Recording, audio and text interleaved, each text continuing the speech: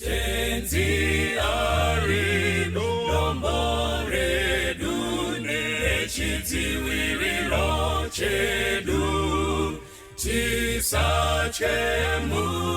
ziro zvese nechidziwiriro chedu ngedombo rine masimba ngevute abotaneta ngewedu kutungamira nechidziwiriro chedu futeredu masikati nechidziwiriro chedu mekupenya pausiku nechidziwiriro chedu ngedombo rine masimba ngevute abotaneta ngewedu kutungamira nechidziwiriro chedu champupuri chatinera nechidziwiriro chedu kuna Mwari taponeswa nechidziwiriro chedu ngedombo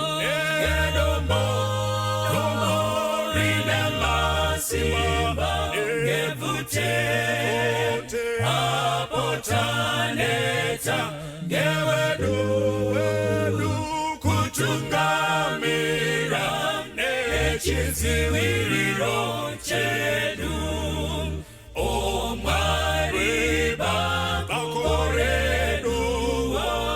nechidziwiriro chedu kubatsiri muri pedyo nechidziwiriro chedu ngedombo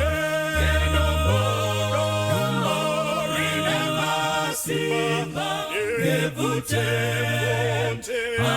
abotaneta ngewedu kutungamira nechidziwiriro chedu ngedombo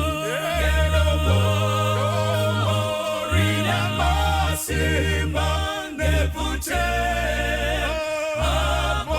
abotaneta ngewedu kutungamira nechidziwiriro chedu ngedombo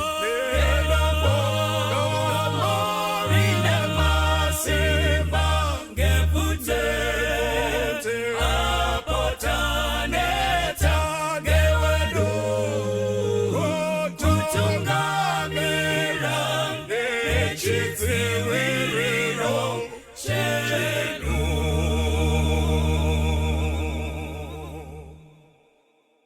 Toda kuchingamidza zvakare pachirongwa chino chepadare patinenge ndiripo zvangu the wise man from the east chitenda Mwari panguva dzino. Tisati tapinda munyaya iripo muzuva ranhasi regai tikumbire humba vatinamatire. Ngatinamatei baba wedu makanaka makatendeka muri kumusoro kudenga masikati ano. Tunaya pamberi pechigaro chemutsa wenyu chinokosha chinoera chitsvene. Ndo pachitubu cheupenyu hwese hunoraramwa pasi pezuva. Ndo panosvika minamato yagadzidzwa naMweya Mutsvene. Maita henyu dare rava pano, varume wagara, nyaya yekukurukura yava pano, vateereri waredi kuteerera nyaya iyi. Chitipaiwo njere tigotaura zvinobatsira vateereri nezvinobatsira isu vatauri wazvo. Maita yanyu Baba, maita yanyu Jesu naMweya Mutsvene wari kutora wava pano naJesu akatifira pamuchinjikwa. Amen. Amen. Amen. Ziko mkwambili uko chiri bwino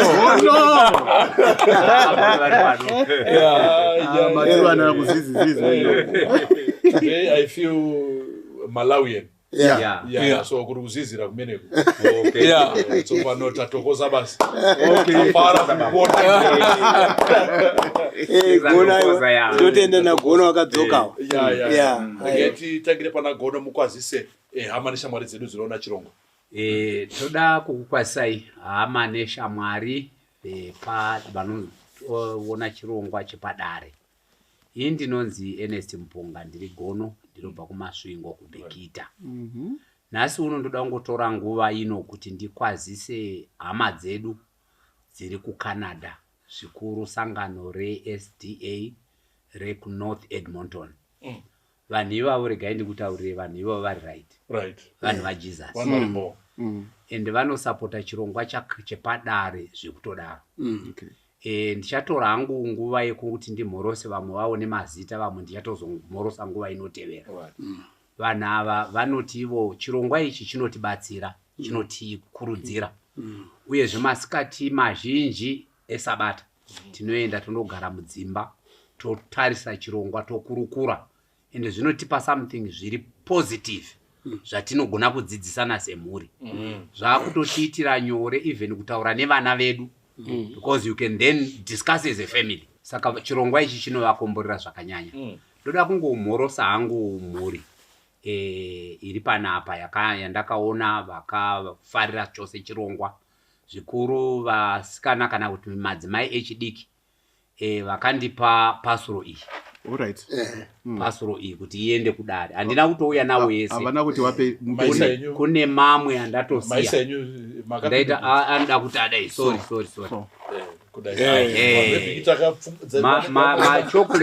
Machocolate aya mune mhando dzese dzemachocolate. Ndakatozovati ho because mungandiurayira madhara angu ndikasara.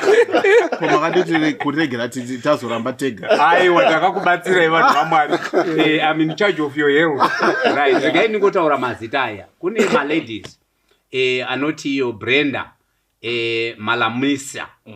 Kozoita anonzi Tabi Njovu. Kozoitwa anoita Siziwe Mvunja. Vanhu vanosapota chirongwa chepadare. Kune zvakare mhuri dzandoda kutenda zvikuru dzakati munotikwazisirawo vanhu vepadare zvakasimba chose, mhuri yekwaGavi, baba namai Gavi. Vanhu vepadare, Kevin Ncube pamwe chete na Mr and Mrs Banda. Vese vanhu vekuEdmonton. Ndichafamba guta neguta. Ndichikutaurirai kuti vanhu vepadare muri kukomborera vanhu vaMwari zvakadini. Mwari vakuitirei zvakanaka pamunenge muchiona chirongwa chino. Thank you so much. Cheku Edmond, thank you so much. Edmonton. Edmonton. Toda kutenda Mwari vakuitirei zvakanaka. Thank you so much for the gifts. Always specify zvamudoni paside kuti varume vanondidyira zvakanyanya ngetiri pana nyati. Makadini vateereri, ndoitwa Tsikada Gardner, muzukuru waChipunza, Mwera Nyati, Region 42 paRusape, nyika yakakomborerwa kwamutunga gore. Tikangoti dzike mbicha pazumbika paya ikati 10 pamaoresa paserapo ndo patitori ipapo, nyika inorimwa tsenza namadhumbe, nyika yakakomborerwa. Vamwe vakandibvunza vakati tsenza idzi munodzida kudziona kuti dzakaita sei. Unfortunately nhasi ndangodziunza dziri shoma mbichana. Ndidzo tsenza idzi. Vanenge vachidzida munoona Pastor Ngwaru, munhu anokubatsira izvikurusa. Ndonge matarombo rakanaka rekuzotsona. Zvakangandika kuti pamaratidza kuBhekita hadzi asima fresh chips here. But next time haikona kuya dzakaparwa ba. Toda kuona dzichiri brown. Okay. Ndotsenza dziri idzodzi. Ndoda kukwazisa hama dzangu dziri kunzvimbo iyoyo. Idi Mwari akukomborerei ana sekuru Chipunza, ana sekuru Tsikada vari kunzvimbo iyoyo. Mwari akuite zvakana sekuru Domboka was one of the sponsors wokuti tsvagira tsenza. Idi Mwari akukomborerei. Pana vakasponsor tsenza. Dzinodhura? Yeah, ndodziziya dhora. Dhora for two. Ndina maini wangu wadoda kukwazisa as usual, maini Tendai, maini Tsitsi, maini Sandi na mama wangu wanondibereka. Wanoona program hii. Mama, you are blessed. Mwari akukomborerei. Amen. Thank you so much. Yes. Indinonzi Charles N Makombe weumba Nyanguru Tendera wano. chirima nemuromo mapadza tikapawa randa wari pano. Ndoda kukwazisa munin'ina wangu anonzi Masoka nemudzimai wake. Amen. A former secretary of labor for many years. Toda kutenda wanoona chirongwa zvebasa wari muno mafarmers. Toda kukutenda iwa Masoka nemudzimai Mwari akukomborerei akutungamirirei. Ini ndinopinda pa the Grand Church ndiri murume wemudzimai umwe chete anonzi Lydia wandinoda zvemhando yepamusoro. I love you Lydia, be blessed my wife. Chinyamurindi Chinyamurindi ndo wakatipa Dr. Chinyamurindi ndo watipa machocolates aya akanzi choco coconut biscuits. Wow, marigau biscuits ne? Toda kutenda Dr. Chinyamurindi Mwari akukomborere nema biscuits. We are going to enjoy them anyway. Yeah. Thank you after so the much. As nasi Christmas. Prepare Christmas. Yes. Makadi wadiwa watereri nemi watariri. Eyo ndini wenyu coach Ngwaru. Ndiri life coach, relationship coach. Ndiso wayo kuti kana tadzikurukura pano pa program tinondozipedzisa tamu muri menyu ku inbox togadzirisa nekukurukura panoda kugadziriswa. Haikona kunetseka nemichato inogadzirisika hapana singagwadzirisika bawi. Saka ndo basa rangu iroro rekukocha nekuti achipangamazano kubatsirana. Muzuva ranhasi ndoda kumhoresa vana vangu vari kuBelgium. Elizabeth nemurume wake Louis. Imi munotarisa program zvekudaro muri kuBelgium. I'm very proud of you because you are proud of PADARE. Wadi watereri ndini nyamuziwa muzukuru mukuru wanooreka. Shumba dzese komborerwa kwese kwamuri nemimose nyama dzenyu. Mwari akukomborere pese. Thank you so much. Tinoda kutenda ndinoitwa gospel mudoni. Ndinobva zvakare kwarusape. Ndiko kumusha ndiko kune vanhu vanoziva zvavari wanhu waMwari. Ndoda kukwazisa vanonzi vachikwena kana sina kukanganisa Jacob Chikwena all the way from Zanzi. Vanobva zvakare kwarusape kunyazura uko. Aiwa my brother, thank you so much for always tuning in muchona chirongwa and your feedback. Tinoikoshesa zvakadaro. Ndoda ngoita just another announcement yairi towards kuna shumba vekutokyo mutoko. Ndo yega nyika yatiregerera nezvinonaka. Hakuna ana shumba wakaopera. Aiwa hakuna ana chocolate yakaoma. No. Kana mapuno zvao. Tiri kuya nemaputi nemutetenerwa. Tinoda kutenda. May God bless you. Nasi musoro wedu nyaya uri kutiwo Mahwekwe NaBetty. Mahwekwe NaBetty. Ndiyo nyaya yatinayo mukora nasi. Nyaya dzaBetty dzanetsa. Saka tichada kuti titaure pamusoro pezvatinodabesera sei neDare. Regai tikumbire Nyato yekwarusape. Vativerengere. Hanzi wedwe ndine kamvunzo kadiki. Ndibatsirewo. Ndiri mhiri kwemakungwa kuno kwandiri. Semunhu wabvawo zera ndakambodana nawo nevamwe. But this time ndaita Mahwekwe newangu chaiye. Challenge ndeyekuti Betty wangu uyu akanga ambori mudzimai waBlaz 8 years ago. Blaz wangu chaiye mwana wamai wangu ndiye akanga ari murume waBetty. Handizivi kuti akashorei pamunhu uyu. Vakarambana naBlaz but hapana mwana. Ini ndakasangana naBetty 2 years ago. Tiri kungodanana hedu muchiwande. Asi rudo rwasvika pekuti takuda kugara tese. Zviri pachena. Ndinoda kuroora munhu uyu. But I'm not sure kuti ndodii and how to do it. Problem here.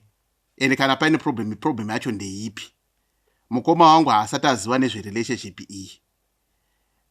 Though takapotsa tambobatwa hedu paakamboya mukoma kuno kumhiri. Mukadzi wangu uyu ini ndatotyokera hangu paari ndibatsire zvinogadzirika here izvo ndoda kuroora bheti ndo Mahwekwe naBetty Anodzi mawani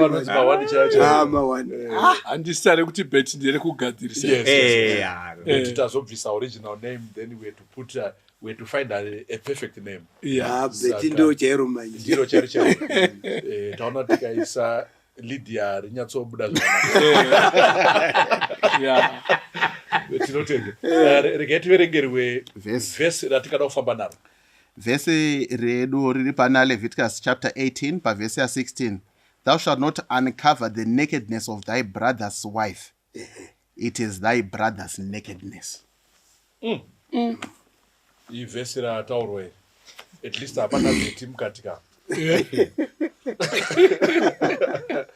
Tinotenda. Regai tipeve Solusi University.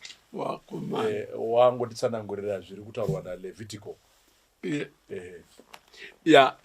Toda kutenda chaizvo, and I'm sure iyo tine dambudziko rakakura rekukurukura nyaya iyoyi, but I'm sure we'll find a way out. But basically kunemi wadio watere newatariri mukaenda kuna Leviticus iyo yawerengwai kubva panotangira chapter iyoyo iri kuedza kutsanangura kuti michato neukama husingatenderwe naMwari. Apa pasi kutaurwa kunzi husingatenderwe netsika kana kuti husingatenderwe negovernment. Pari kunzi mahukama nemhando dzemuchato dzisingatenderwe naMwari. Imwe yacho ndeyekuti munhu awe nehukama nemudzimai wemukoma kana munin'ina wake. Kana uchifukura mudzimai iyeyoyo, Bible riri kuti you are uncovering the nakedness of your brother. Hazvitenderwe izvozvo. Ndiri kunzwa munziwe mangu wamwe wachiti izvo, but awakarambana ka. Awakarambana hachisiri mukadzi wabrother, ango mudzimai ari mustreet. Eyo ndodaira kuti wedare panapa wachatibetsera to go deeper into unpacking that thought. But basically Mwari vane migamo paukama wewanhu newanhu. Takasiyana kuda nemamwe maspecies kana dzimwe mhuka dzisina kutaurwa kunzi imimi munorarama sei. But as far as human beings are concerned, Mwari akatipa migano yemabonde anotenderwa nasingatenderwa. Thank you so much, Mfundisi. Mahwekwe Duma okay matorova nekuti kuna Mwari utovunza kuti Mahwekwe kudini. Mahwekwe ku Duma is another way of putting it across. Namwe manzwi masangana zvisina plan. Correct. Zvekungosangana ndiwe uyu ndo anonzi Mahwekwe ende zvikuru chinowanzobuda pa, of course pronunciation inogona kusiyana nenzvimbo nenzvimbo. Kwedu tinoti Mahwekwe, vamwe vanoti Mahwekwe, madialect chete, language chai Mahwekwe, spelling imwe chete. And also munoziva kuti chikaranga ndo shona yemuZimbabwe. Saka ndo kune standard. Imi mune mauya kufita muchikaranga chiri standard. Saka muka appreciate izvo zvinogona kuti zvakanaka. Saka Mahwekwe, chimwe chinhu chinobudiswa paMahwekwe manje ndechekuti mamusina kutarisira kusangana. Zvakafanana nekuti munhu wakaonana, like in this case vanogona mukoma nemunin'ina zvakaitika kudotito muZimbabwe 1980. Iwewe buda wenda mhiri kwemakungwa kuAustralia. Waenda kuAustralia ikoko hauna wouri kutarisira. Wozoti dzimwe nguri muri panga pamutambo kana mushopu kana musupermarket. Kuti angaiti kozvanenge maiguru bed iyo tototi kuti arigai ndibvunze kuti ndanonzi Mahwekwe iwayo ndio mobva maakumhorosana manje. Saka ndo anonzi Mahwekwe iwaya. Thank you so much. Zvinoita kuti nyaya yedu ndatoona kuti aiwa ndimaiguruka ngwatadza umbundire maiguru. But in English it's bumping into someone. Into Mahwekwe. Into the Mahwekwe. Wakambeita kuma relationship but ikai I bumped into something. It's different. Bumped into the. Yeah. Thank you. Regarding Papa kuna Umba. Muranditsana ngwezo. Aiwa, famba. Ngoro mukwenya musoro. Famba inenyese. Nemahwekwe ka nekutotaura kwedu kumaungwe kana chiti mahwekwe takamboonana kudhara ndobva takanganwa nekuonana wozoti muri kufamba kana mumugwagwa uyo ari kubva nekoko uyo ari kubva nekunoko woti kuzvo anenge ningi uyo anenge achiti aikona anenge ningi zvobva zvazozazikisa maonana face to face padhuze mobva mambundira kuti uri kubva nekupi ndio Mahwekwe tobva tafara kubva ipapo saka zviratidza kuti mese makamboita Mahwekwe pamakaonana madam wenyu. Correct. Pamakasangana mukati aiwa kama munenge muchizivana here mune musuzivana wachiri wasikana hanganzi Mahwekwe hana maiwa asi Mahwekwe because hamusi kutozivana wasangana nemunhu voti munhu ndamufarira uyu usikamuzivi Mahwekwe anoshanda chete paziva navanhu. Yes. uri kuona zvandakaita ndakamboenda love at first sight no ndakamboenda kuEngland andiri kuna wakomana wariko wensikatorozombozi kuti akadini akaendako kana kuti imwe family then tiri kufamba hedu mumashops umu andika mohamasangana kuti ndiwe uyu Charles uri muno indoti Wilfred uri muno ndo Mahwekwe mwayo. Alright. No, thank you so much. Saka nyaya yedu yatinayo nde muning'ina aita Mahwekwe ari kuzviraramira upenyu hwake. This ndabvunza nyaya yeMahwekwe aya inyaya yekuti before that haanga asingachive mukadzi wemukoma panga achiri mukadzi wavo. Yes. Ndizvo here. Dada kuti nditi here because I think kuti kastori kari tricky. I suppose kuti maybe it was tumiskanzwa twangoitika vari kure nevanhu vanga vaziva but kamuskanzwa kakaramba kupera nekuti munoona chaya chinonzi chiramo chinongoitika nditi right or wrong we are not discussing it chachidiscussa chiramo chacho but I want to think kuti vakanga angasina ma feelings towards my guru or not we don't know. We wouldn't know. But I think kuti like mfundisi vatsanangura pekutanga ma boundaries nekugona kungoziva ngoti I think kuti apapa uindamuzwa ihama yangu pakudii izvo ndo zvazvofanira kunge zvatomuregister musoro make kuti munhu andaziva uyu ihama yangu ukama hwangu naiye huri pakudii zvaifanira kumubatsira kutsanangura zvinokwanisika nezvisingakwanisiki but apa tasvika apa manje pari kutoratidza kuti haisisiri ka relationship kekuti maybe pamwe pane zvakangoitika kana kuti chiramo chakangoitika kamwe chete kana kuti utori ukama utoripo watone mazuva watone makore waakutotambudzika iye kuti kana dai kuri kuti undo akutoona justification of progressing but ndanoda kuti nditi maybe pamwe tichatotanga kudai so as you are building or as he intends to build is it all building count is destroying the other side as well and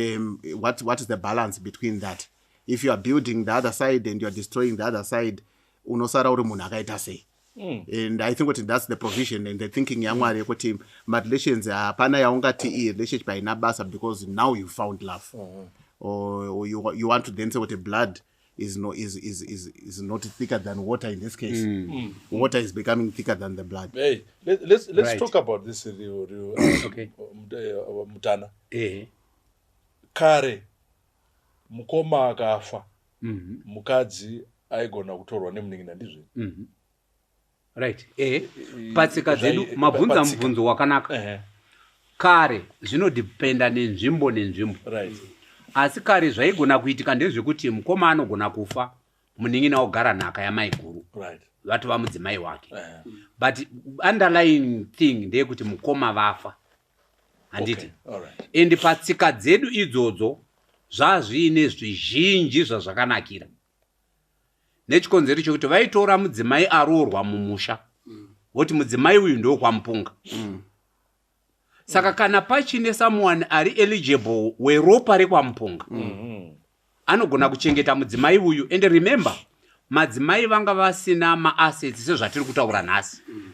And paifiwa hapaita nyori hapainzi mukoma afa mudzimai zvake izvi ndizvi zvinhu zvinoramba zviri zvekwamupunga.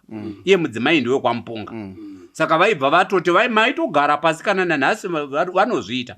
Vanhu vogara pasi, varume vese vazukuru vogara pasi vari eligible.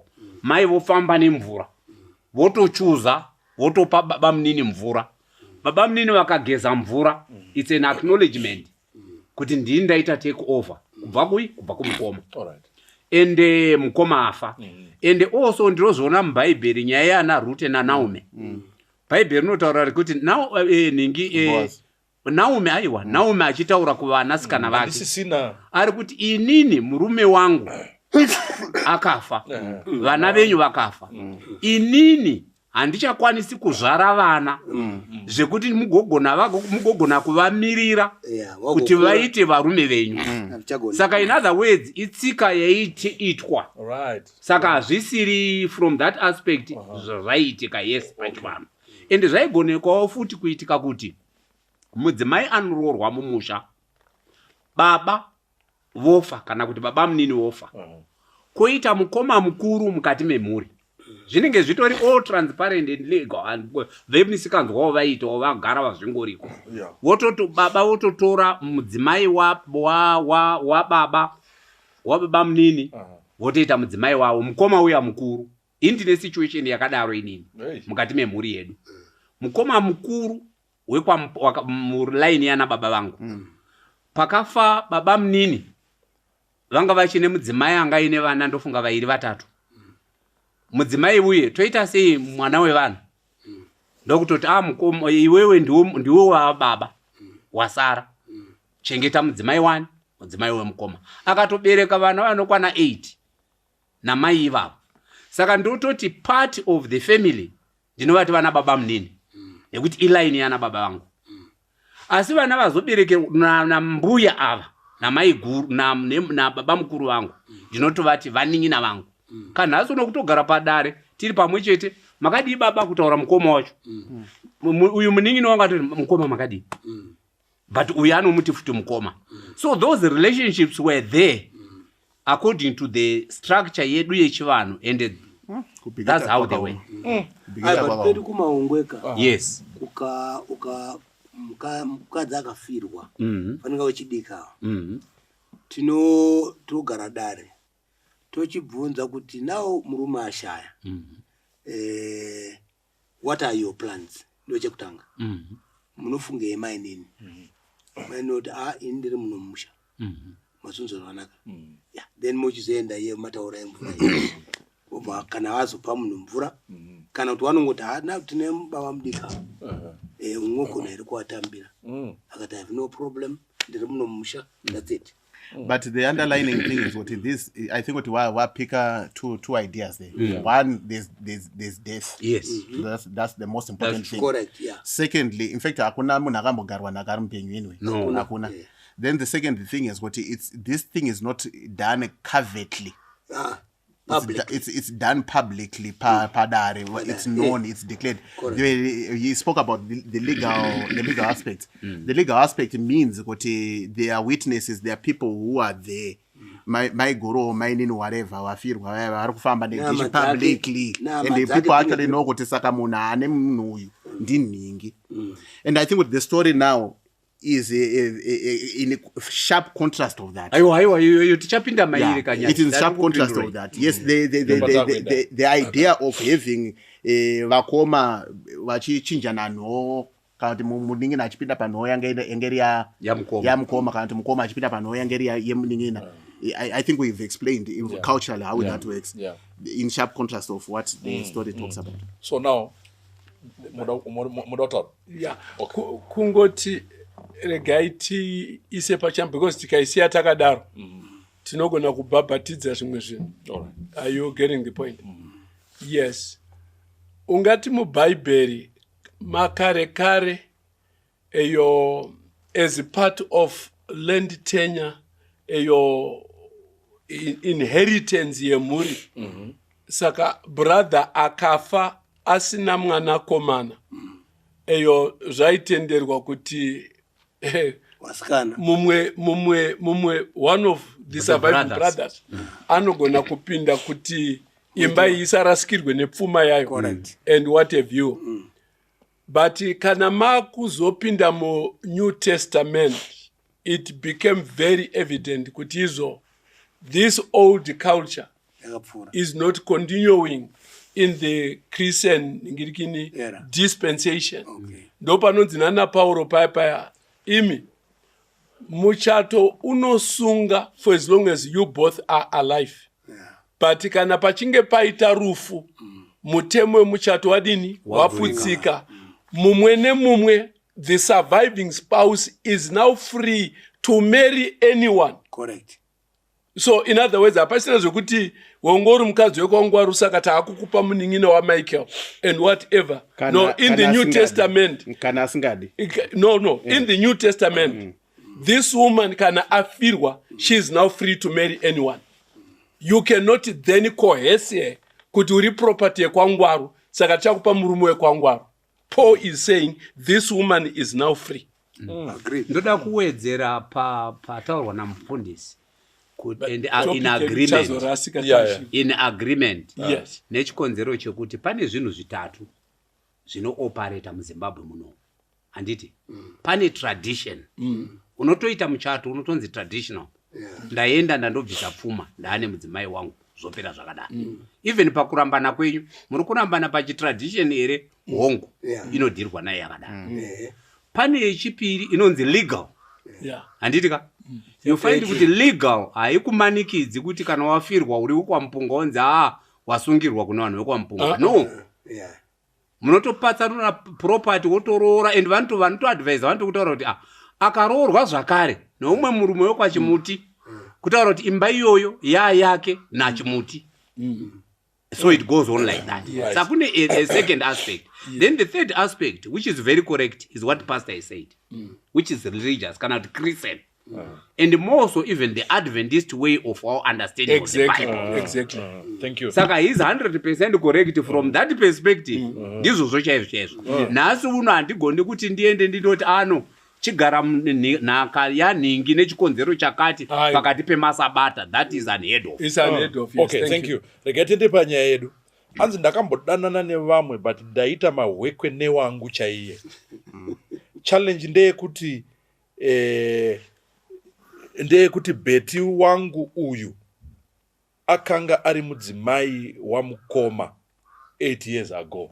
Akanga past. Ndezvakudhara. Because vari kutoona kuti but vanhu vakarambana 8 years ago mfundisi. Yes. Umba. Shuwa toramba tistaura ndasangana nemunhu uyu kuAustralia. 8 years. Mukoma watoone upenyu hwavo, watoone mumwe mukadzi wawainawo. Vana Betty wavo. Inini handina asi tazosangana nauyu. Ende ndamuda. Love munoizive here warume. Wamudoni. Ati mboisei Bible paside. Tombotora culture toisa paside. Right. Let's forget. For those things are very important. Right. But in this case, ndoda kuti nini for now yeah. Ndoda kuti nini Betty ari mukadzi wamafios achipinda mumusha medu semukadzi wamai kwakatambuka chiti naye mwana uyu wanhu wakaimba kwakuita mukadzi wamafios. Mafios ane munin'ina wake Ambrose. Right. Akatotambo jitiro kuti maiguru wadini wapinda. Zvinonetsa ndo zvinonetsa. Maiguru ndokudini hawo ndokuenda. Ambrose manje ndokutera mai akuda kuti Betty auye futi Moitwa jiti futi. toita jiti naye mwana uyu manje kwari kuenda kuna wamwe chete. Yeah. Kuna baba wamwe chete. Hey. And the husband is also there. Aripo with another wife. with another wife. what picture does it bring to society and to this family? That's the Hey. question. That's the question. Let's deal ne ma-perceptions. Pane vamwe kuti moda kungoshandisa common sense yenyu sevanhu. Hongu Mwari ane zvaanotaura, culture ine zvainotaura. Izvi zviri kuda kuitika muyadhi menyu yekwangwari izvi. Makambozvionepi? What picture is this? Ambrose. Ndo picture ndinayo. Okay. Yeah. Yekuti wakagara wese. Yeah. Mai wacho waripo, baba wacho waripo. Mukoma wacho anenge aripo. Kana makutamba nawo mune mchitamba mese mune muripo. Now how do you zvofamba sei? Nguva yachinja. I think kuti wangwaro Nyamuziwa wangu ati awo kugeza culture but wadzokera muculture manje. Culture manje. Watanga wachida kuibvisa ndofu wadzokera futi. Naye uyo iculture kai.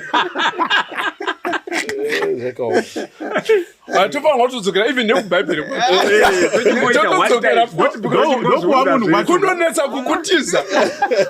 Aiwa kana ndiminyati. How does it work? Ndokuva munhu wacho. Saka I think kuti the question yange iri kufunzwa naNyamuziwa as he painted the picture was kuti chinonzi kuroora, is it just an agreement between two people? No. Yeah. Exactly. Kana kuti what is it? Yeah. Because paredu iri dema iri kai. Chatoti kuroora ka. Imhuri yekwedu iri kubatana nemhuri yekwava. Yes. Toita mutambo wedu. The players vari kutibatanidza ari Ambrose naBetty. Mafios. Yeah, Mafios naBetty. Anditika ndo ma players. Kune mhuri yekwana Mafios, kune mhuri yekwana Betty. Vana vari kubatana pa mutambo uyu.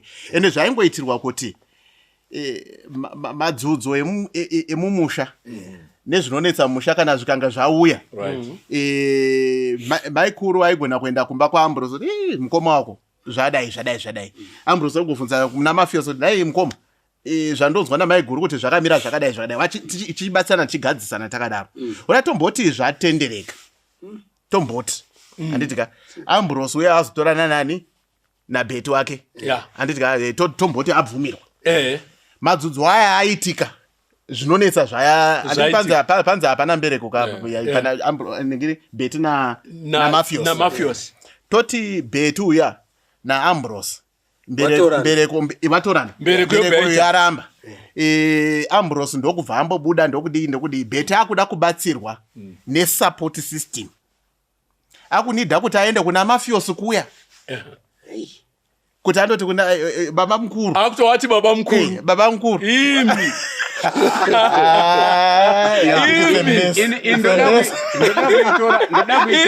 thank you very much, indoda kuitora yakadaiwo. Iye watazoti ningi uyu Ambrose. Maybe tochingofamba naAmbrose. Ambrose chaita kuti abvunze kuti ati ndodini. Aritoona pane problem. Nyaya dziya dzatamboti ngatisiye chivanhu, ngatisiye bhaibheri. Mumusoro make dzakutongopinda. Ndo dzinotomunetsa. Ari kutofila kuti yes, vanogona kuita zvavari kuita. Zveflout inonzi flirting vari vaviri. But azofunga kuti iye zvino akuda kutora decision chaiye kuti akugara pasi tiende mberi nemuchato. Ndichada kundodaidza mukoma Mafios kuti vauye kumuchato wangu kudiaspora. Because want to kana vachinge vauya vanouya namai guru. Vachinge vauya vachauya nababa namai. Vachinge vauya vozoya nevanin'ina navatete kana mavhiza abvumira. Saka iyo conscience iyo ndiyo yari kuda kuti isusu manje tichishandiswa. Aiwa isusu kwedu kushandiswa. Kuti tibhabhatidze kuti no Ambrose zvawaite zviright vakaramba nawana handi mukoma. Ende kana ari kuti iye isusu toshandiswa uzoti vedare ndo vakazoita kuti ndididi. But inini hangu ndandisina kunyatsodecide. But his conscience is his best teacher. Ndo zvandikuda kutaura kune Ambrose uyu, kune munin'ina uyu. Kuti iwewe your conscience is already your best teacher. Ukaona yakutanga kuisa ma red flags pane zvauri kuita. Dai akasangana neumwe musikana vakaita Mahwekwe newakadzidza naye kuchikoro tingadai tisina tsamba. Correct. Dai akasangana kana kuti naSem mai guru vake mukoma wake akashaika potse tisina futi tsamba. Because kuchivanhu kwaigona kuti wakatora hako zvemudzimai wako wemukoma wako angadini angashaika angatori muroora wemumusha muno angaenda kundotsvagira vana zvekudya. Ngati complicate a little bit. Just complicate it a little bit along the same line. Ewano eyo baba wako iwewe wadini waramba na mai wako. Are you getting the point? Kana kuti mai wako wakafa. Hatori mai wako wakadini wakafa. Baba otora mukadzi wechipiri. Zvodhonza. But muchato yobva wadinawo. Wobva waramba.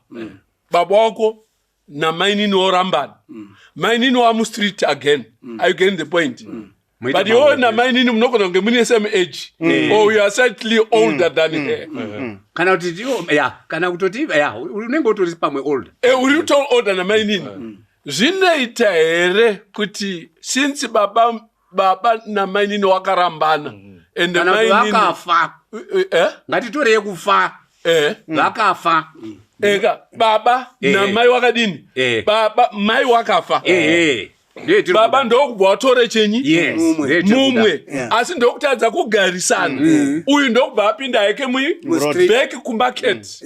Iwo wachibhuruwo futi uri kumarket. Mondosangana na mainini Mahwekwe modi mainini wari pamarket. Ndo nyaya yedu yenyu. I like your drama. In this case, I'm trying to build my picture. Sometimes you need to build the pictures. That's why I'm appreciating my picture. Yes. Zvezvinotoreva ndezvekuti ndo panouya tsika dzedu nekunaka kwadzo. Kuti mudzimai wababa ndimai. kunyange wakarambana kana dai vakarambana mukasangana ndo mhosva yaRubheni iyoyo ndosaka nhasi unoyu ayo wairowa iyo wairowa ndosaka nhasi unoyu tsika dzedu. You know what, the west outside uko inoadmire kuti Africa despite its poverty nema-challenges ayo iri kusurvive on the basis of extended family. Yes. Inini mai vangu vakafa, baba vangu vakaroora umwe mudzimai, kana kuti even vakarambana, vana vazvarwa vaningina vangu. Ndini ndichavapinza chikoro, ndini ndichavapfekedza, ndini ndichange ndiripo pavacharoora, ndini ndichange ndiripo pese pese. Ndo zvatiri. Saka vatongoita vana vababa vangu nechikonzero chokuti vana vababa vangu. Exactly. Mai vangu, mai nini vangu ivavo vauya, vakauya vaine vana vavo. Yes. Vatori vovo umwe murume. Yes. Handigoni kuvabata semudzimai kana sei. Vatova vaningira vangu. Zatova hanzvadzi dzavo. So that's how we are. Saka zviri kureva kakutoti Ambrose kuri kunzi nyika vanhu vese vafa. Asara namai guru vari 2. X. Hapana futi. Hapana. Ndimai Yonda support Ambrose kuti umwe. Ndikotaka kukuonesa idare kuti uyu regai mama mazopinda umba. Hanzi mukoma wangu chaiye handizive kuti akashorei pamunhu uyu. Wara ngatimboitwiste takadai. Ndikandida kumbobvunza panapo. Ndakubvunza mukomana uyu. Ari kuti ndabva ndaona denga pamukadzi uyu. Are you want to go makabva mukoma wako kundopindamo? That's point number 1. Point number 2, uda kuita futi mukwasha. Kwaumbeitwa mukwasha mukoma wako. Ndopa ndenda kuenda kanumba mimi numba ka. Numba ndokwa ndenda kutoenda ikoko chipedzi zako. Pesa kuza. How kana wakagara wega uri mumba mako yo? How do you feel that? Wakundorora. Undorora. Asikumuri yemukadzi amononge zviri. Ndokwa ndenda kutoenda manje kuti is it not easy? Aiwa. Ava mukwasha futi kuti ndiye anga muningina wake uyu. Pfuma makambogashira pfuma ya mafios. Kwa 8 years later Ambrose uyu kwakui semwana makugashira pfuma ya Ambrose semudombo akanga ari munyaya ndiye aiwa vanenge vakuti sematemera makamboita gore riya vana atezvaka madi kumbodzivisa. But let's be very clear. I think zvakanaka futi kuwa a bit clear. Look, pane mamwe ma-areas atokwanisa kuti these are grey areas. Yeah. Hatina straightforward mutemo wakanyorwa kuti eyo kana murume aramba nemukadzi wake hama yemurume uyu inogona kundororama. Maybe hatina clear cut, but some things are left to conscience. Unodo kuona kuti what good is this relation. Pane munhu taura kuti uri kuwaka uchiputsa. Is that good? How does mafios feel mainini mukadzi wake iye zvinezvi amainini? Vanhu vese tiri kusangana kumba kwamafios ndokwatiri kuita family reunion, ndokwatiri kudyira Christmas. Betty akoputaswa naAmbrose vari kupinda. Mumapinda yenyunyati anzi is it not the reason enough iye manyorero akaita ari kuti vakarambana naBlaz but hapana mwana. Amona kuti ari kufila safe kuti no but vanhu ava havana mwana. I think kuti pfungwa yake yada kubudisa ndo panga pari mbotaura gono justification. Autotsvaga justification. Dai kwenguri kuti kuri kumusha. I think kuti gono amboda kuitiwa but there were mechanisms dzaitwa pa African tradition. Dzekuti toti mukoma mafios mberi kuiri kuramba. Anditika vana tete nevanhu vomusha vaigona kuronga pachishoni. Anditika vaigona kuronga quietly. Ambrose wondopinda mumba mafios. But vanhu vaiberekerwa mafios. Yes. Havasi vana vaAmbrose. Anditika saka Bible rataurira izvozvo. Sorry? Bible chipano zvaro rinotaura kaizvozvo. That's Old Testament. Old Testament. Vana Saraka Abraham paakatora muranda. Abraham kunouya akadurura akarara Shera. Akarara nemudzimai akanga afirwa. Ndobva arasa mbeu yacho pasi.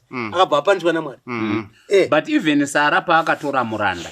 Aiti andiitire mwana. Saka namwe manzi waigona kunge as if kuhaya someone mwana ndewasara. But whether theologically whatever that meant is something else. But enda yenyumberi ne. I'm wanting to think kuti in under normal circumstances kazhinji muridzi wemudzimai would oftentimes would be in the know. Oftentimes. But the way exceptional times they're out of care yekuti pasaite confusion pamusha mumwe aigona kupinda covertly but zvichimanagwa zvakadaro. But the normal would be kuti mukadzi uyo anga achiri pamurume wake. In this case mukadzi uyo akasosiya murume uyu 8 years ago. Saka kuti tishandise the same justification kuti ndoda kuitira mukoma wangu mbereko ka. Handiyo justification. Uyu anotaura kuti ndoda kuroora. Haasi kutaura ndoda kuitira mukoma wangu mbereko.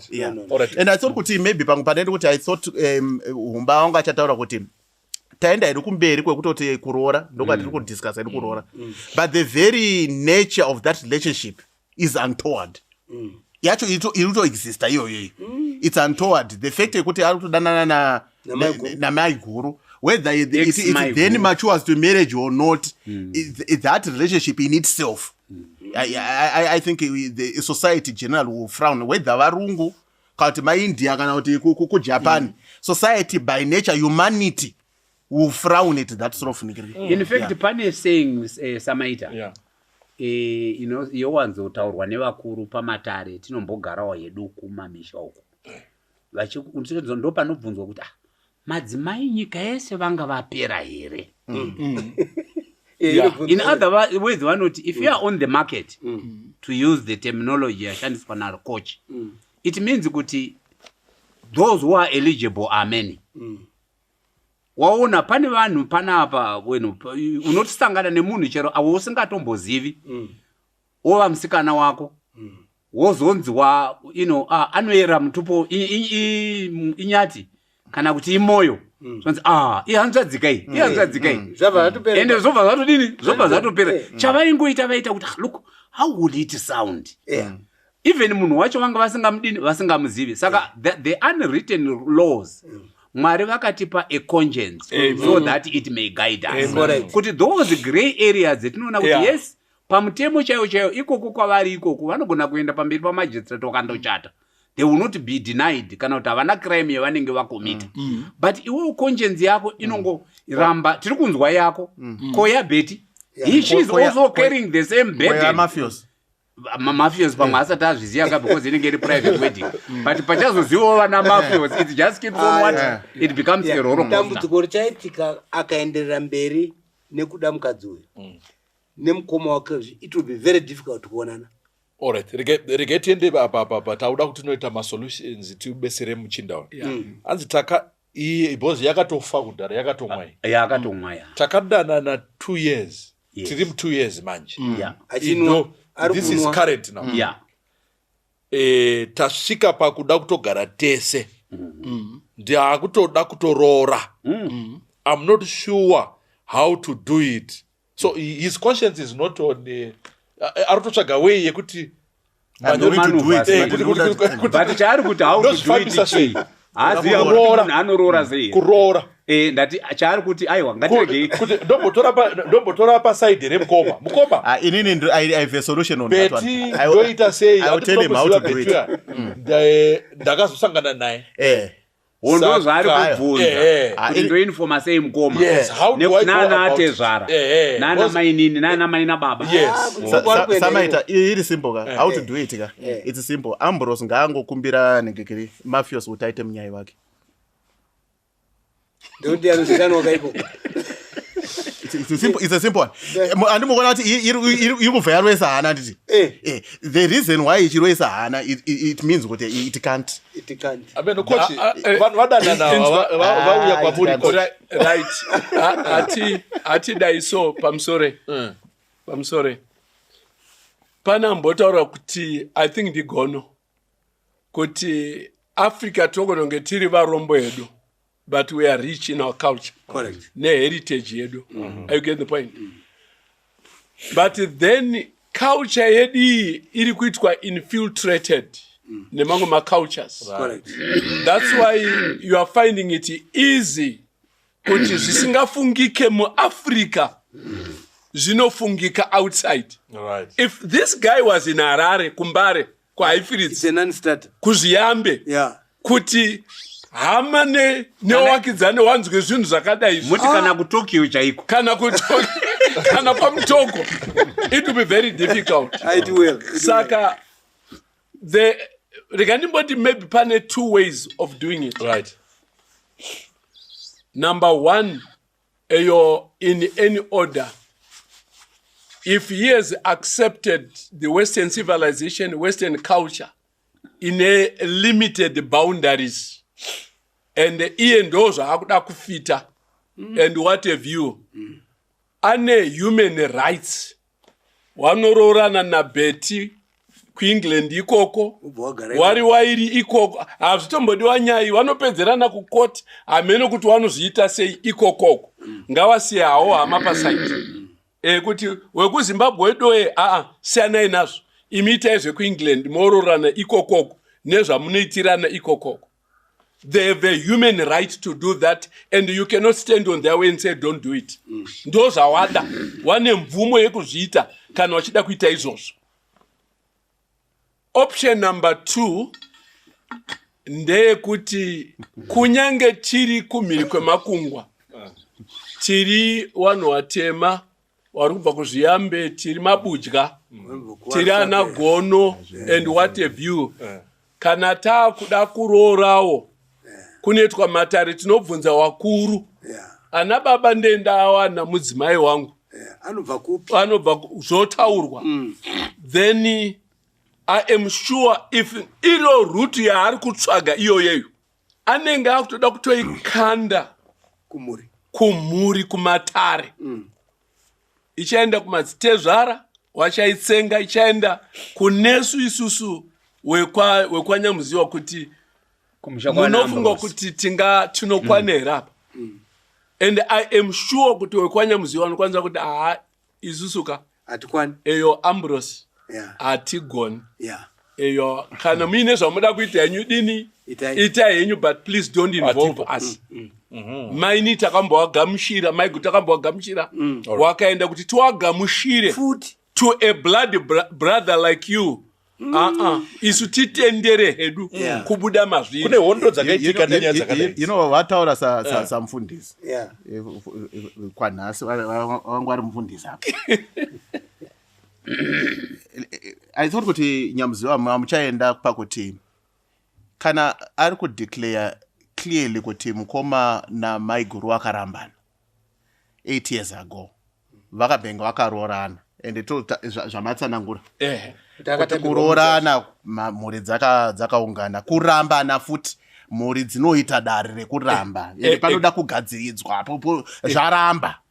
Zvaramba handisi kuda, hatichada. Munhu opiwa gopuro rake woita sei yake oenda. I think Gono amboda kupatsanangura apa. Dare rimwe chete iroro rakaedza kugadzirisa. Zvikaramba. Ndo dare rinoda kunzi rigare kuti ridzose dambudziko rarakaburitsa. Right dambudziko rakuya rapane mumwe. Munoona mhuri zvadzinoita Matthews naAmbrose pakuonekwa kwemhuri. Correct me if I'm wrong, wakuru wangu. Munhu mumwe chete. Correct. Period. Munhu mumwe chete. Amen. Yes. Vana vankoma wangu inini vana vangu. Vana vangu inini vana wemunin'ina wangu. Imhuri imwe chete. Saka kana tiri kuti isusu toda kuita sei, what are we saying? Boss kana muchiti option 2 mufundisi. Option 2 here iri kutaura kuti cheka ukama ramba kuti unziure kwa Nyamuziwa. Yes. What inini zvevanhu vezimbabwe kwaNyamuziwa, I have nothing to do with those people. Beti oitawo futi the same nehama dzake kuti hatina tavanhu maislands tavanhu 2. Yes. Vakangosiwa Adamu naEva vasina vabereki vasina hama vasina masisters. Vakundobatanidzwa. And you find kuti that sort of society yatoda kubuilda. Muda kuvaka society yakaita sei. Nekuti vana venyu vamuchabereka vane maboundaries akadii. Vanogona kurespecta ma-relationships nenzira yakaita sei.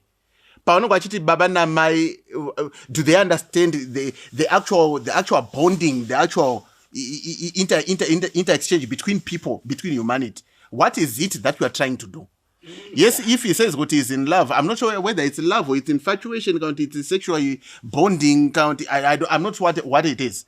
But I think what clearly, like I said before, I would have thought by now Umba in his normal jacket would have said, I'm saying to you, stop it.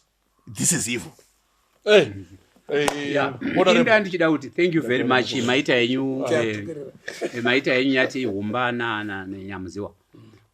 Ini ndiri kuona sekuti pane statement yataurwa apo kana ndainzwa zvakanaka pakuverengwa kwetsamba. Yaanenge ari kuti mukoma wangu chaiye. Pane chaiye kuratidza bond closeness. But pozoita pekuti handizivi kuti mukoma wangu kana kuti akashore kana kuti akashoreya.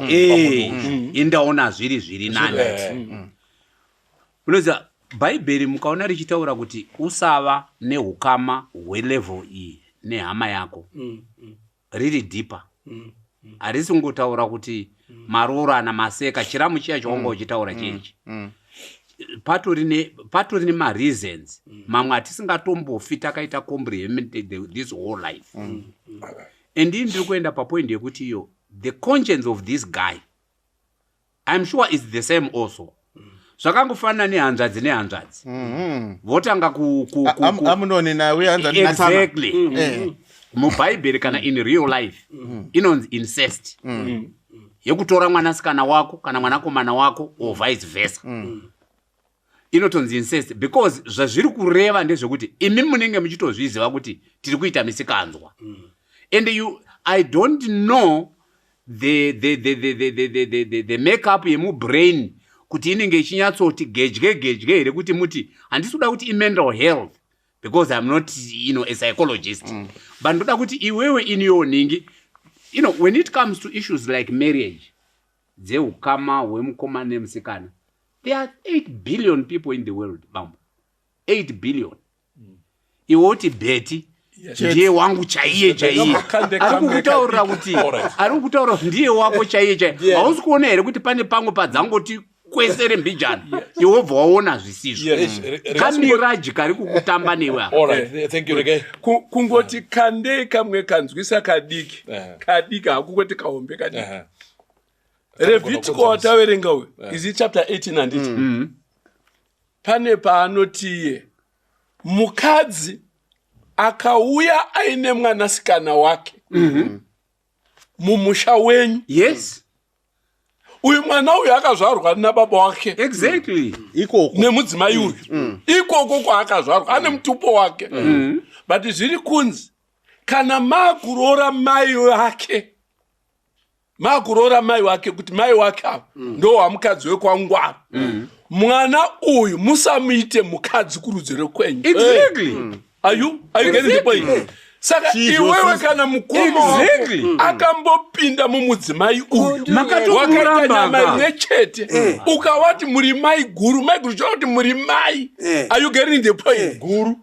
Yeah, good. How do you then make munhu ekenga ari nyama imwe chete pamwe chete nemukoma wako? You find her to be a sweet darling. Whatever. It means at that point I think you are not keeping boundaries. You don't care about boundaries at all. Potse. There is no fear for God. There is no righteousness. Conscience and righteousness. What holiness and righteousness is, you are oblivious. You are dull in that area. You don't care.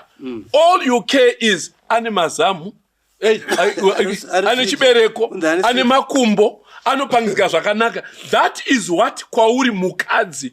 But I want to tell you, according to the Bible, mukadzi are values and the beliefs and the character. That's what we call a person. A person is not just carrying sexual organs. Murumo uchimuregerera ipi ndakoti handimuziva sirewo Ambrose ari mupenyu chirege kumutsonda Ambrose gararame. But yes, takuda kunovharira nyaya yedu. Ndambotaya kumira naAmbrose ndatona kuti washaya pekumira na ndashaya kuda kubata ichi zvese zvaramba. So now what is the way forward? Yeah, Ambrose. Yes, the way forward for him. Just bichana tongoda isotopesera namfundisi. Way forward for him. Way forward for Ambrose. Vane 2 years. Ngaite reflect. Oramba nere. Zve 2 years zvimwewo izvo. Ngaite reflect. Break a heart. Ndati chimbomira iwe Samsung. Ndati zve 2 years ndezvimwewo izvo. The fact yekuti auya kuno for counseling. For advice. Ngachireflecta nezvataurwa nedare. Iye odecide zvaanoda. Kuti ndoda kukondinya hangu despite fact yekuti mafios baba mai hanzvadzi vanatezvara kana iye aona zvakamunakira then nzira yekuroora yemushuwa anoziva kuti vanhu vanoroorwa sei, anoita maprocesses acho. Aiwa handisi kumuramwira, ndiri kumubatsira. Because munoziva chinhu chekutaurwa kuti siya ndechiri pamaoko, chiri mumwoyo umu, chinoda kuti chitangi chabva uko iwo uzogona kusiya. Saka ndiri kuda kuti aende into his deep self and search himself kuti zvandiri kuita izvi zvinozomira zvakaita sei, nekuti varoorana ngatimboti kupindura mubvunzo wenyu kuti oita sei. Mwari akavakomborera vanoita vana. We still bring God into this. Voita vana. Vana vaya vachada kurelata nevana vemukoma. And history iyo iyi haidzimiki. Ndidzo history dzozobvunza kuti nai iwe wakambozoita, iwe wakambozodai hazvichatauriki. Maakupa vanhu a tough time. Saka ngaite reflective, ari sober about it. I'm sure kana vakaiwacha vese NaBetty zvinganyanya kunaka. Vo reflecta vese ona tashamari. Tataita yedu chinhu chedu ichi, but chinhu chedu ichi hachimiri. Ivo voita from deep down there ningi vonyatsoparadzana zvakanaka, vogara uyu kwake, iye oenderera mberi neupenyu, Betty oenderera neupenyu. Then Ambrose obva achengeta secret yekuti akambodana naBetty. Andipa naye. I want to think what I'll use an example. Yekuti normally vana mukoma vainogona kukanganisa kana muningi anogona kukanganisa tiri kubhora uko unyatsora kuti mumwe wangu avhiringa muningi wangu avhiringa. You would say you would find kuti mukoma anogona kumira newe otorovana nevanhu vavo otonetsana nevanhu vavo madzoka komba uzoti but pepe wandivhiringa pepe and because anorwira zamu ramai wake, anorwira ukama hweropa. For lack of a better term, in a better statement, I would say kuti kuna Ambrose usatipunzire musha wedu. I think kuti if I'm in mafios space, I would say kuti usatipunzire musha wedu. Wangori kufanira kumira namukoma. Namukoma mafios. Yes, he may have made a misjudgment. Vakaregera maiguru wachienda that you are very sure kuti vatori right. Very right. But that was my guru. Vakanga vakauya musha menyu on reasons dzekuti anzi mafios ndio akavaunza. Saka you ought to respect vanhu vakanga varipo when my guru bet came. And zvokuti 2 years or whatever, there are a lot of things samaita zvatakarambidzwa nevabereki zvataitoda zvaitomhanya zvaitospaka, but because hazvitenderwi kuti zvinge zvichiwanika pane vanhu takatozviregera zvinhu kuti tigone kuti kuva vanhu. Saka I'm just saying kuti kune this guy, that relationship yavari kuita naBetty zvaizvozvo izvi, it should stop henceforth. Kana zvichitokwanisa flee from that space, ingo disappear. Wotongoenda kana vari ku ndada kuti Canada kana vari ku Australia ngaango disappear, aende kana ku UK, aende ku Swaziland, aende ku Rwanda. Kana zvinhu zvichizotengeswa zvozotengeswa sepo, kutomboenda kuna Betty kwamwe mutaura gono kuti ngatimbone iti naBetty is to togona kusakurira inonetsa kugadzirisa. My view is kuti just flee away from that. It's an evil and toward relationship. Thank you. Umba inini makambosangana nemusikana wendaida ainzi Elizabeth.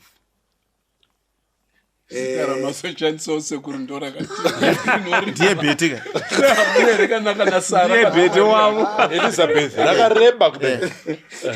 Mwana iye ndaimuda baba. Okay. Yeah, ndaimuda. But angeri shonga. mai wako. Yeah. Indezo ziyo kuti nete hazvina basa. Atambutaura zvemutupo. Mai wangu ndobva wazinzwa zvikanzi muno mumba hazviiti. Ndichiti mai wangu baba wangu shonga, iye achiti baba wangu shonga hazviiti. Ndobva zvakabva zvaperera. Kumuda kwese kwakabva kwapera. Because zvaisaita kuti ndiroore mai. Iwo manje uda kupinda mamai guru, wakatopinda mumamai guru. Right. It's so sad, mfanami. It's evil to do that. And you are committing sin publicly. How would your family know, understand those waita? Munhu wetakapemberera mumusha, tikaenda kwawatizara wacho, uda kuti nyadzisa ere mumusha muno nezvakadai. Now wakuparadza musha uyu, mfanami. Yori kutaura kuti love yo ndiye chaiye kunyepa, you are lying, my mfanami. Kuchiwa. Uneruchiwa rusingaite evil in fact. Chimusiya yakada. Ndakumbira mfanami. Chimpa machokolate ari pamsoro iyi. Chimuregera. Cheka ndikutaura mfanami. Unite the family, not divide them. Amen. Amen. Amen. Thank you so much. Thank you. Mwana weshonga. Thank you so much, Elizabeth. Umba. Wakuma msatambeni steyo. Oh, aishi. Wokusina kuibate. Wasina kuibate. Wangu Elizabeth. Ayiwa, inini but kungoti akahere shonga. Thank you so much. Thank you. Coach, Thank you maybe so you much. can close for us. Yeah. Tuenekwe kunabat. Yeah. Wadio ama maybe nsandaenda kwa muri ndoda utenda dari. Aiwa. Ndofunga tatora ne shoko rimwe chete. Same language. Ndoda kutenda na izvozvo. Ndoda mbotaura chimwe chinhu chatisina kutaura panapa. As I close. Ndoda kutaura newe ningi Ambrose. Tiri kuma boarding school. Tiri tupfana kuma boarding school oko. Waiti ukarambwa nemusikana. Waita inonzi yo revenge affair or relationship. Waindopfimba shamwari yake. Kuti iye anyasonzwa kuti Arwadziwe. arwadziwe haufanirwa kufimba mumwe munhu ari very far unoda ari padhuze naye so that she must feel it. achiwitnessa. Now wauri kuti mai guru awa nhapi tapi hausati wakambona zvakadaro, rega ndikutaurire. That woman may actually be in a mission to send a message to your brother. It's a revenge mission. And my guru ari kushandisa iwewe kupfisa mukoma wako. Kuti ndadzoka with a kuti ndadzoka wefoto wakandiramba hezvo unondiitei, look at me ndakurana Ambrose. Saka the whole idea handeyekuti uri kudiwa namai guru. My guru is actually hitting back to your brother. Whatever you are calling love, like Nyate said, could actually be infatuation. This is circumstantial love. Hapana rudo chairo chairo. Kana ruri rudo. I think this is why people say love is blind. At this point, inini, I would pray, open your eyes. When you open your eyes, you will not see a sweetheart in this woman.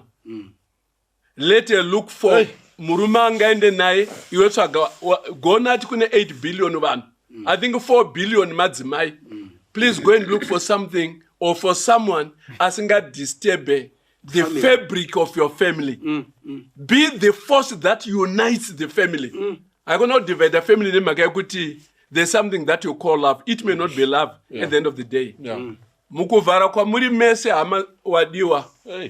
Warning inova kuna Matthew chapter 24. Right. Ichidzika, I think from 36 ichidzika zvakadaro. Sezo zvenge zvakaita mazuva anoa. Right. Ndo zvazvichaita mazuva ekupedzisira. Vanhu vacharorana nekurodzana.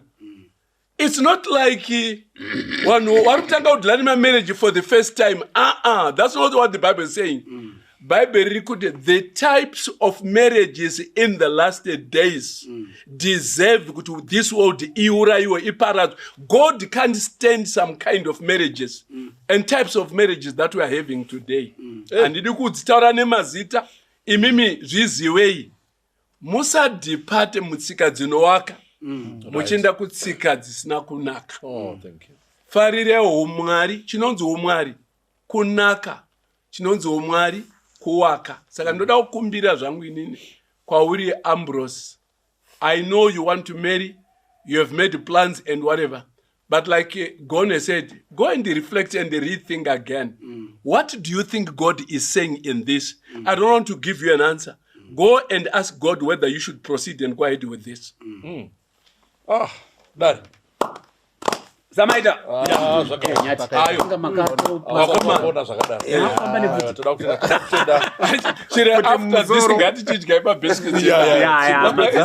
I think after this toda mabiscuits. Toda kutenda vateereri nenguva yatawana tinoimba madzidza maonawo maviews ari kubuda mukati mendare. Ndinoziva kuti kuma inbox nyaya idzi dzinenge dzazara taakukurukura maonero edu akasiyana siyana. Dai Mwari akomborerai. Jesus in your heart, money in your pocket. Amen. Tichakumbira Elder Mpunga vati namatei. Ngati namatei. Baba vedu makanaka muri kumusoro kudenga. Tinokutendai kuti muri Mwari wedu isi tiri vana venyu. Toziva kuti zvatinosangana nazvo mukati meupenyu hwedu zvimwe zvacho zvinokatyamadza. Asi pane zvinotikatyamadza, hapana chinokukatyamadza imi Mwari.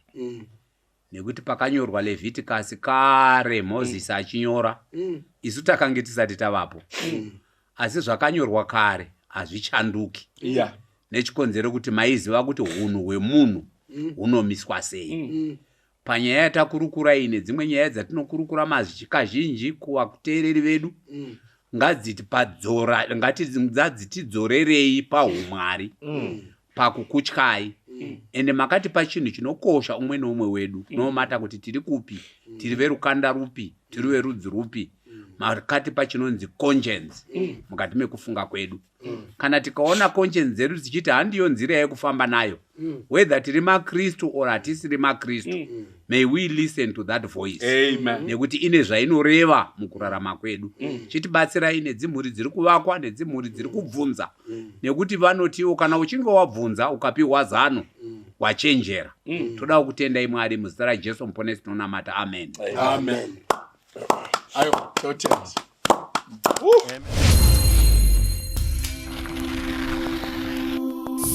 Ndimboda zakaipa ndipenye kururama ndidzidzise zvakanaka ndikare ndehamba pindanyi mumoyo mangu ndipenye tsitsi rudo ndigare ndifambe mundipe zvakanaka ndimboda zvakaipa ndipenye kururama ndidzidzise zvakanaka ndikare nehama pindanyi mumoyo mangu ndipenye tsitsi rudo ndigare ndifambe mundipe zvakanaka